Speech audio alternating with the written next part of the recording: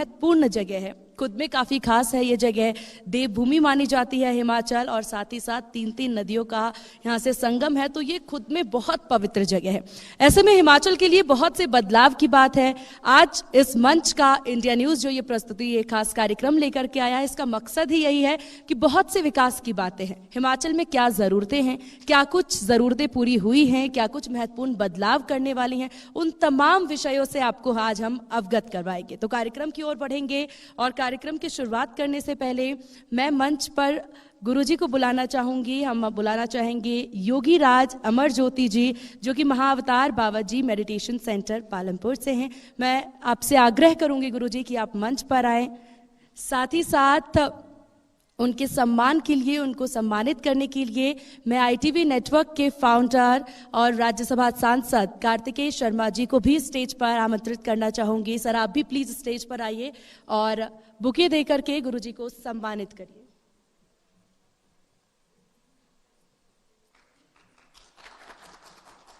जोरदार तालियों के साथ आप सभी इनका स्वागत कर सकते हैं। साथ ही साथ मैं प्रतिभा सिंह मैम, जो कि हिमाचल कांग्रेस प्रेसिडेंट है, मैम आपसे भी आग्रह करूंगी प्लीज आप स्टेज पर आएं और साथ ही साथ गुरुजी को सम्मानित करें। इसके बाद हम आगे के कार्यक्रमों में भी बढ़ेंगे। मैम प्लीज स्टेज पर आएं, जोरदार तालियों के साथ प्लीज इनका स्वागत करें। तालियों की गड़गड़ाहट कम नहीं होनी चाहिए, क्योंकि ये बहुत बड़ी बात है। बहुत बड़े हस्ती आज हमारे साथ मौजूद हैं, तो प्लीज सभी लोग तालियां बजाना कम ना करें, क्योंकि अभी शुरुआत है, तो एनर्जी कम नहीं होनी चाहिए। और सबसे बड़ी बात, स्टेज पर हमारे साथ मौजूद हैं जो महान हस्ती, उनका स्वागत होना, उनका सत्कार होना तो बनता है। तो तालियों की आवाज जितनी तेज होगी, उतनी ही तेजी से ये सम्मान का विषय, ये हमारे लिए बहुत बड़ी बात है। इसके बाद चलिए कार्यक्रम में हम आगे बढ़ेंगे। दीप प्रज्वलन का ये समय है, क्योंकि देखिए भारत की ये सभ्यता है, हमारी संस्कृति है कि कोई भी कार्यक्रम, कोई भी महत्वपूर्ण छोटा से छोटा कार्यक्रम ही क्यों ना हो, दीप प्रज्वलन के साथ तमाम देवी देवताओं को याद करके उनके साथ ही हम अपने इस कार्यक्रम की शुरुआत करते हैं। तो मैं माननीय अतिथियों से मैं निवेदन करूंगी कि दीप प्रज्वलन द्वारा आज के प्रोग्राम की शुरुआत करने की कृपा करें। तो दीप प्रज्वलन के साथ कार्यक्रम की शुरुआत।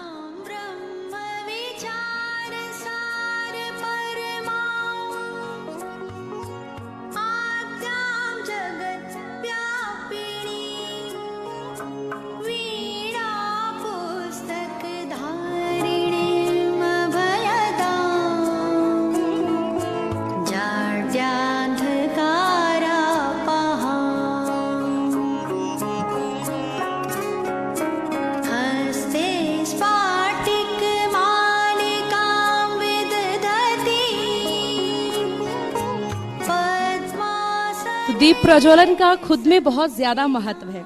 चलना है हमें अंधकार से प्रकाश की ओर, चलना है हमें अज्ञानता से ज्ञान की ओर, पृथ्वी से आकाश की ओर, पदार्थ से सूक्ष्म की ओर, प्राणी से परमात्मा की ओर। दीप प्रज्वलन के साथ एक शुभ आरंभ आज हम करने जा रहे हैं इस खास कार्यक्रम की। दीप प्रज्वलन हमारी संस्कृति का एक बहुत ही सुंदर हिस्सा होता है, और जिसके बारे में ये भी कहा जाता है कि दीप प्रज्वलन के साथ जिस कार्यक्रम की शुरुआत होती है, उसकी सफलता को कोई नहीं रोक सकता। तो दीप प्रज्वलन बहुत महत्वपूर्ण। नमन करते हैं परमपिता परमेश्वर को, उन्हें याद करते हैं, उन्हें नमन करते हैं, उन्हें हम मानते हैं, और शुरुआत करते हैं आज के इस शानदार कार्यक्रम की।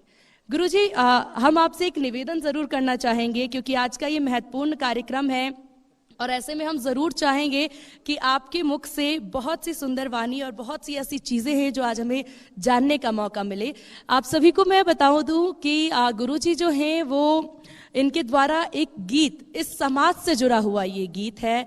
एक समाज किस हिसाब से काम करता है। हम सभी में ऐसा होता है कि हम अगर नौकरी कर रहे हैं तो हम इस नौकरी में ही गुम हो जाते हैं, परिवार को भूल जाते हैं, हम ये भूल जाते हैं कि हम कौन हैं, हमें कैसे दूसरों से व्यवहार करना चाहिए। और ऐसी जागरूकता समाज में होना कितना ज्यादा जरूरी है, इससे हम सभी अवगत हैं। इसीलिए गुरुजी का द्वारा एक आर्टिकल है, एक गीत है, जो कि गुरुजी आज हम आपसे निवेदन करेंगे कि कृपया करके प्लीज आपको गीत हम सभी को को सुनाए। और देखिए इसका जो सार है कुछ इस प्रकार से है कि ईश्वर हमारे आध्यात्मिक अंधेपन को दूर करे, हमें ज्योति प्रदान करे। आप इस लाइन से ही समझ सकते हैं कि ये गीत कितना महत्वपूर्ण होगा।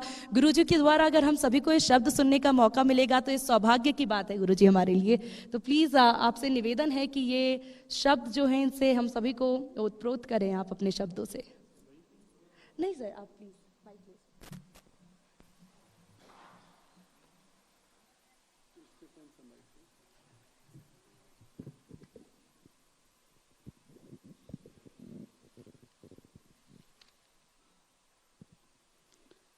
ओम आनंद ओम। निर्भयता संगठन आनंद। प्रिय बंधु, आज इस प्रोग्राम के लिए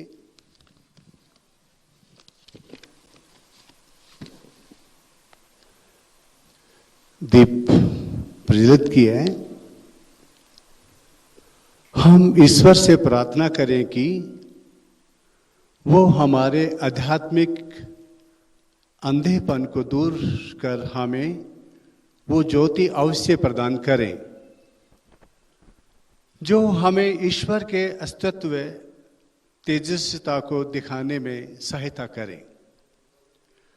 वह ज्योति जो हो हमें ईश्वर के उस स्वरूप का दर्शन कराने के में सहायक हो, जो हमसे आपसी प्रेम चाहता है, इस पृथ्वी पर अमन और सद्भावना चाहता है, जो दीन दुखियों पर दया चाहता है। तो क्यों ना हम प्रार्थना मैं आपको सुनाना चाहूंगा। ओम है जीवन हमारा, ओम है जीवन हमारा, ओम प्राणा धार है, ओम है कर्ता विधाता, ओम पालन हार है, ओम है जीवन हमारा, ओम प्राणा धार है, ओम है दुख का विनाशक, ओम सर्वानंद है, ओम है बल तेज धारी, ओम करुणा कंद है, ओम है जीवन हमारा, ओम प्राणा धार है, ओम सबका पूज्य है हम, ओम का पूजन करें, ओम सबका पूज्य है हम, ओम का पूजन करें, ओम के ही ध्यान से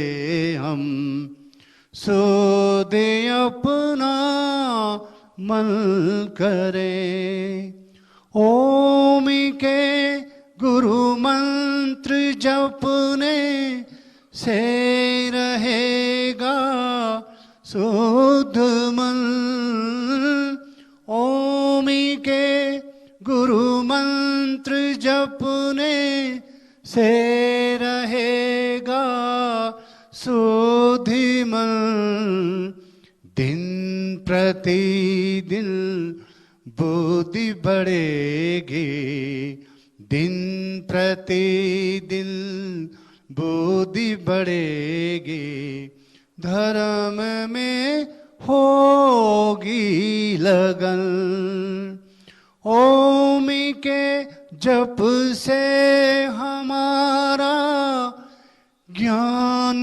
बढ़ता जाएगा। ओम के जप से हमारा ज्ञान बढ़ता जाएगा। अंत में ये ओम हमको, अंत में ये ओम हमको अमर मुक्ति तक पहुंचाएगा। ओम है जीवन हमारा, ओम प्राणाधार है। ओम है कर्ता विधाता, ओम पालन हार है। ओम है जीवन हमारा। आज वास्तव में हमें अपने हृदय को अच्छी भूमि बनाने की जरूरत है, क्योंकि धर्म रूपी बीज तो हमारे भीतर पहले से ही मौजूद है।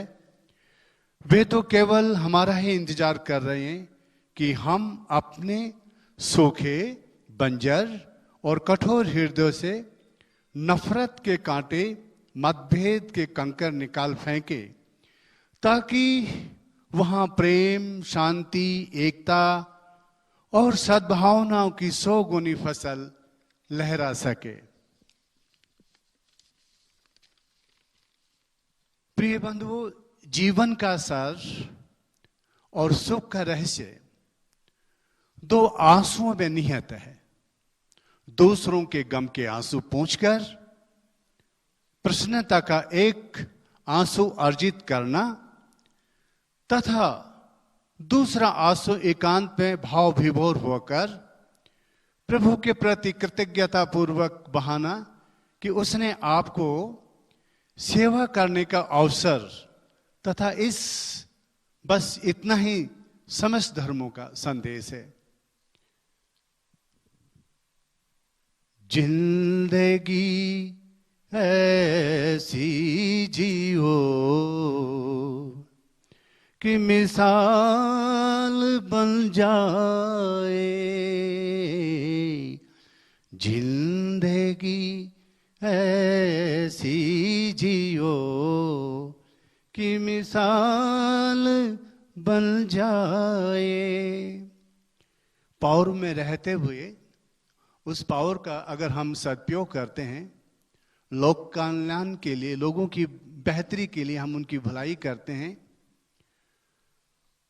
तो रिटायरमेंट के बाद वो लोग आपको बहुत चाहेंगे, आपका सम्मान करेंगे। अगर उस पावर को, उस समय का हमने दुरुपयोग किया, तो शायद इस पंक्ति में जो मैंने लिखा है वो सुनना। जिंदगी ऐसी जियो कि मिसाल बन जाए। जिंदगी ऐसी जियो कि मिसाल बन जाए। जिंदगी ऐसी जियो कि मिसाल बन जाए। मैंने हर रोज जमाने को रंग बदलते देखा है। मैंने हर रोज जमाने को रंग बदलते देखा है।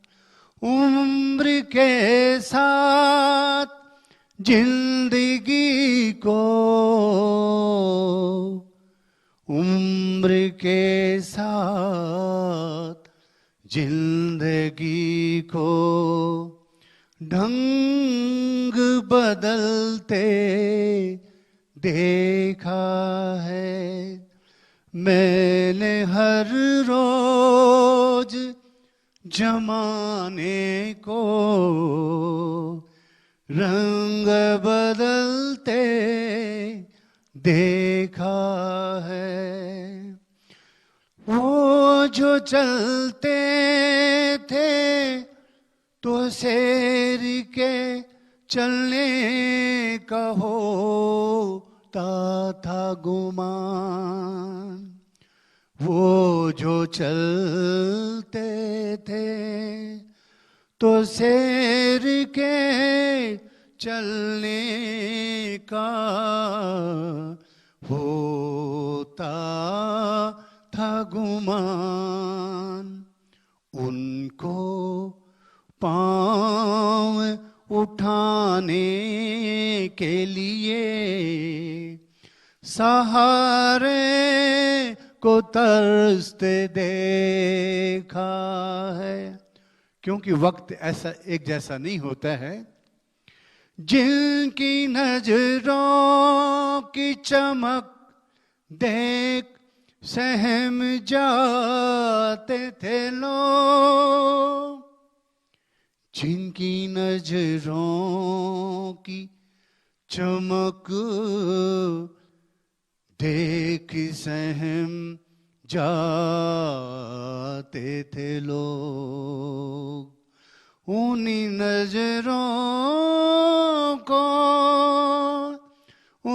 नजरों को बरसात की तरह रोते हुए देखा है। मैंने हर रोज जमाने को रंग बदलते देखा है। उम्र के साथ जिंदगी को ढंग बदलते देखा है। जिनके हाथों के जरा इशारे से टूट जाते थे पत्थर, जिनके हाथों के जरा इशारे से टूट जाते थे पत्थर, उन्हीं हाथों को पत्तों की तरह कांपते हुए देखा है। उन्हीं हाथों को पत्तों की तरह कांपते हुए देखा है। मैंने हर रोज जमाने को रंग बदलते देखा है। जिनकी आवाज से बिजली कड़कने का होता था भरम, जिनकी आवाज से बिजली कड़कने का होता था भरम, उन्हीं होठों पर भी जबरन चुप्पी का ताला लगा देखा है। उम्र के साथ जिंदगी को ढंग बदलते देखा है। जिंदगी है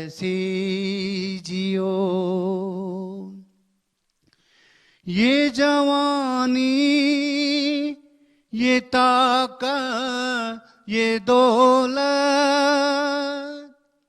ये जवानी, ये ताकत, ये दौलत सब कुदरत की इनायत है। ये जवानी, ये जवानी, ये ताकत, दौलत सब कुदरत की इनायत है। इनके रहते हुए भी, इनके रहते हुए भी इंसान को बेजान हुआ देखा है। मैंने हर रोज जमाने को रंग बदलते देखा है। उम्र के साथ जिंदगी को ढंग बदलते देखा है। अपने आज पर इतना ना इतराना मेरे यारो, अपने आज पर इतना ना इतराना मेरे यारो। वक्त की धारा में अच्छे अच्छों को अमर मजबूर हुआ देखा है। मैंने हर रोज जमाने को रंग बदलते देखा है। उम्र के साथ जिंदगी को ढंग बदलते देखा है। ओम आनंद ओम। निर्भयता संगठन आनंद, इस प्रोग्राम के लिए आप साधुवाद हैं। आपका मंगल हो, जीवन उज्जवल हो। ओम आनंद ओम। जय।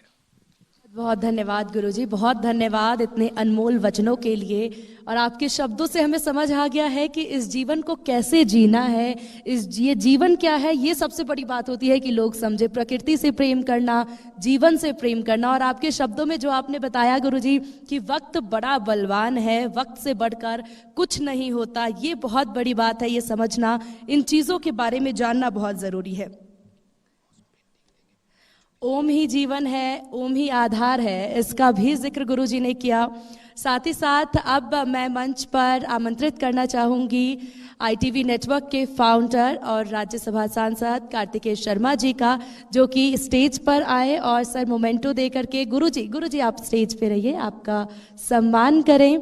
क्योंकि आज जो अनमोल वचन हमने सीखा है, बहुत बड़ी बात है इस जीवन काल में ये सब समझना, इस जीवन काल को समझना। तो आप सभी तालियों की गड़गड़ाहट कम नहीं होनी चाहिए, जोरदार तालियों के साथ स्वागत करें, क्योंकि आज जो हमें सीखने को मिला है ये बहुत बड़ी बात है। और गुरुजी आपका बहुत धन्यवाद कि इस कार्यक्रम की शुरुआत आपने इतने अनमोल वचनों के साथ किया, ये बहुत बड़ी बात है हम सभी के लिए। ओम आधार है जीवन का, ये समझना कितनी बड़ी बात है, ये आज हम सभी ने जाना। ओम ही अंत, ओम ही आरंभ, और ये ओम जो इस पूरे प्रकृति में है वो ओम ही है, ये हम सभी जानते हैं। जिंदगी ऐसे जियो कि मिसाल बन जाए। आज गुरुजी ने अपने शब्दों में बताया कि जिंदगी ऐसी जियो कि मिसाल बन जाए, तो ये बहुत बड़ी बात है, ये समझना, ये जानना। और चलिए अब हम अपने अगले सेशन की ओर बढ़ेंगे। हम अगले सेशन में आगे बढ़ते हैं और जानते हैं कि क्या कुछ महत्वपूर्ण हिमाचल में है, क्या कुछ महत्वपूर्ण चीज़ हिमाचल में है, और उसके लिए हम स्टेज पर आमंत्रित करना चाहेंगे। आज इस सेशन में हमारे साथ मेहमान हैं प्रतिभा सिंह जी। आप हिमाचल कांग्रेस प्रेसिडेंट हैं, साथ ही साथ आप मंडी लोकसभा से सांसद भी हैं। तो मैम, ये आग्रह है आपसे कि आप प्लीज स्टेज पर आएं और आज जो विकास का विषय है, आज जो मूल्य मुद्दे हैं, वो हम जानेंगे इस सेशन की ओर। और मैम से आग्रह है कि मैम प्लीज आप स्टेज पर आएं और इस सेशन को होस्ट करेंगे मेरे सहयोगी आयुष, और साथ में मैं भी इस सेशन को होस्ट करूंगी। तो प्लीज तालियों की गड़गड़ाहट कम नहीं होनी चाहिए। मैम स्टेज पे आ रही हैं तो तालियों की आवाज, क्योंकि आज का विषय बहुत जरूरी है। आज ये हम जानेंगे क्या कुछ महत्वपूर्ण हिमाचल में बदलाव की बात है। तो चलिए इस सेशन को होस्ट करते हैं, इस सेशन में आगे बढ़ेंगे और बहुत से महत्वपूर्ण विषय के बारे में इस सेशन में हम जानेंगे।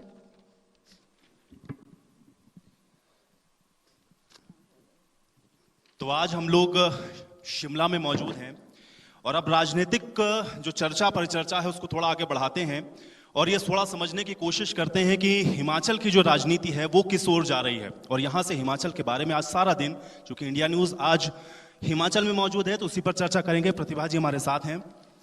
प्रतिभा जी, मंडी से शुरुआत हुई और उसके बाद विधानसभा का चुनाव आया और फिर निगम के भी चुनाव आए। जो हैट्रिक चल रही है अब, चूंकि 24 ज़्यादा दूर नहीं है, तैयारी क्या है?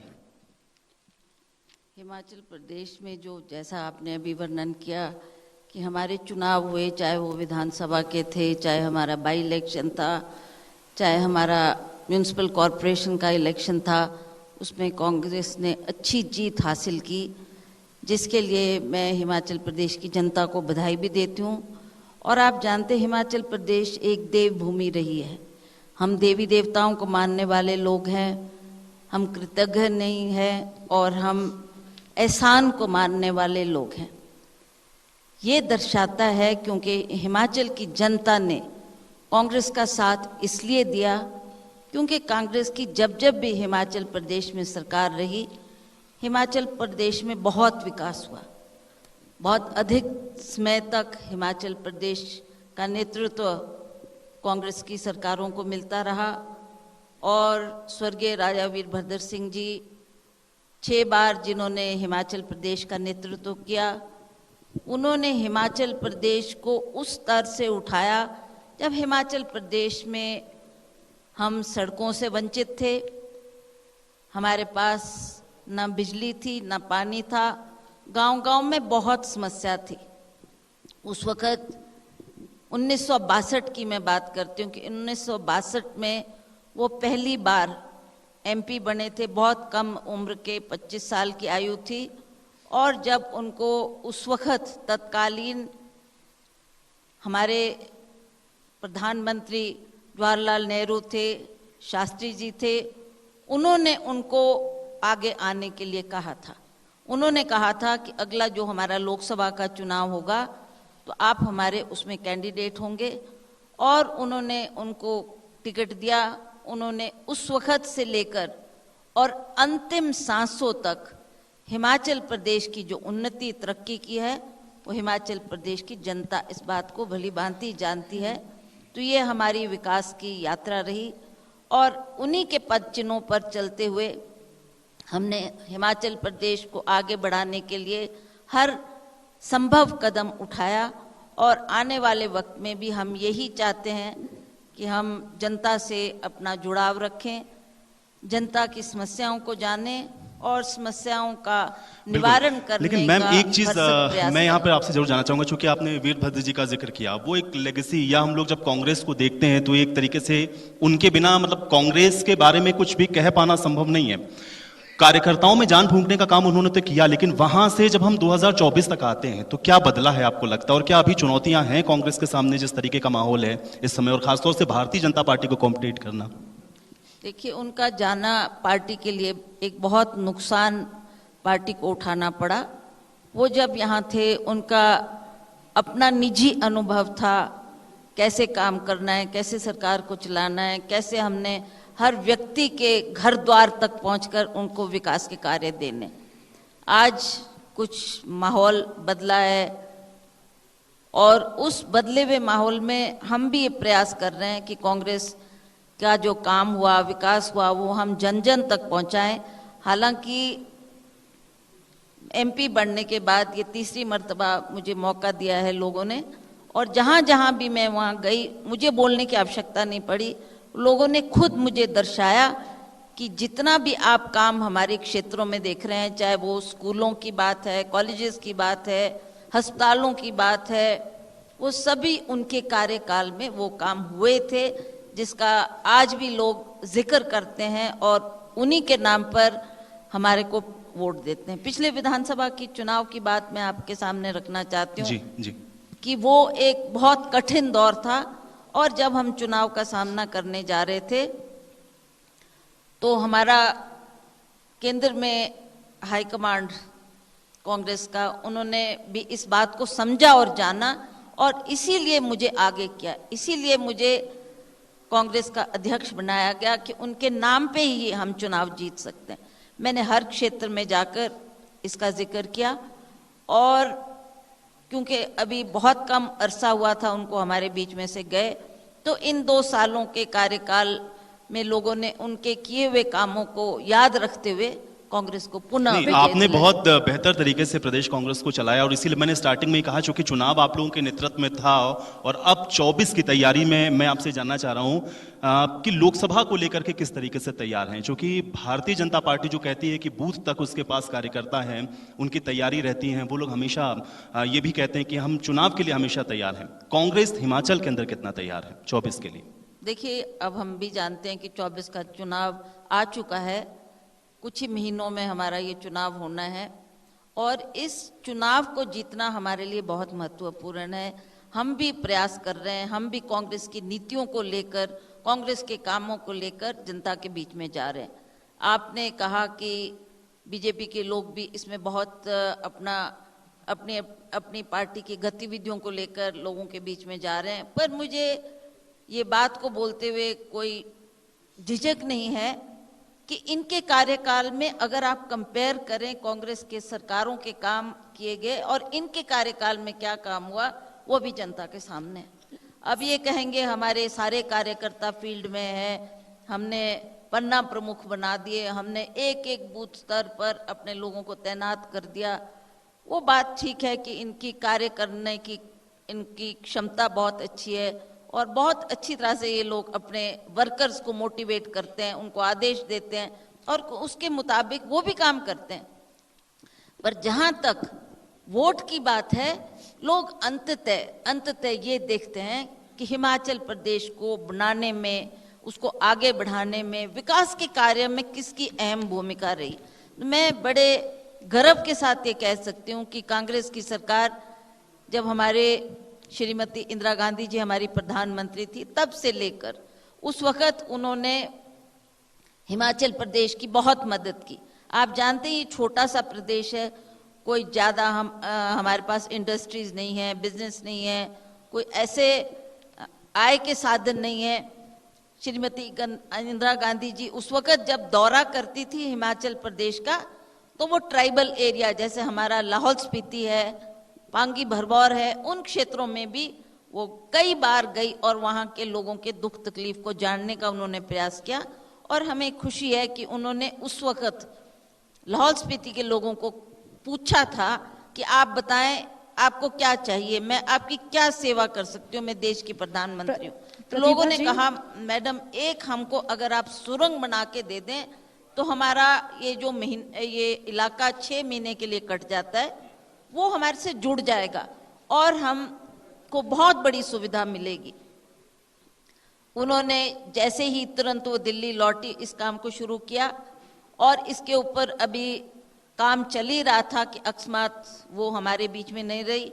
उसके बाद राजीव गांधी जी जब प्रधानमंत्री बने, उन्होंने भी इस कार्य में अपना बहुत बड़ा योगदान दिया, और हम आभारी हैं कि हमारी कांग्रेस की यूपीए की सरकार ने, जब डॉक्टर मनमोहन सिंह जी हमारे प्रधानमंत्री थे और मुझे भी उस वक्त एमपी बनने का सौभाग्य प्राप्त हुआ था, तो मैंने भी अपने क्षेत्र, क्योंकि आप जानते हैं लाहौल स्पीति का क्षेत्र मेरे ही संसदीय क्षेत्र का एक हिस्सा है, तो इस समस्या को लेकर जब मैं डॉक्टर साहब के पास गई, उन से आग्रह किया कि जी ये इंदिरा जी का स्वप्न था, तो आप इसको साकार करने में हमारी भूमिका आपकी बहुत बड़ी रहेगी, हम आपसे आग्रह करने आए हैं।